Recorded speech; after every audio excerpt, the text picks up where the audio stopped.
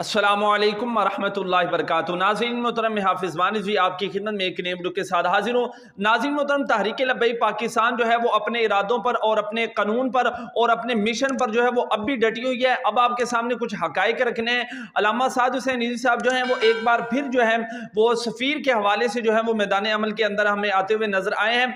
नाज़रीन मोहतरम, आपने सोशल मीडिया पर देखा होगा कि एक जो खबर है वो बहुत तेज़ी के साथ जो है वो गर्दिश कर रही है कि अल्लामा शफीक अमीनी साहब की मौलाना फजलुर रहमान से मुलाकात। तो नाज़रीन मोहतरम, इस हवाले से चंद एक अहम बातें आपके साथ करनी है कि इस्लामाबाद के अंदर जो है वो फजलुर रहमान से मुलाकात हुई और असद महमूद उनसे मुलाकात हुई। अल्लामा शफीक अमीनी साहब जो कि मरकज़ शुरा के रुकन भी हैं, और उन्होंने अल्लामा साद हुसैन निज़वी साहब अमीर मोहतरम का एक ख़त लिखा हुआ था कि जो उन्होंने उनके जो तरफ जो है वो भेजा, जिसके अंदर जो है वो एक कानून साजी के फ्रांस के सफ़ीर के हवाले से एक कानून साजी की जाए। नाज़रीन मोहतरम, मैं आपको एक पीछे थोड़ा सा लेकर जाता हूं कि जब पहले फ्रांस के सफ़ीर के हवाले से जो है हमारा वहां पर जो है वो सारा कुछ मामला तय हुए, तो पूरे बंदे जो थे वो नहीं आए थे। और मामला क्या हुआ था कि वहां पर लड़ाई झगड़ा करके जो है ना वो मामलात को रफा दफा कर दिया था। लेकिन इस बार ये सारे मामलात इस लिए जो है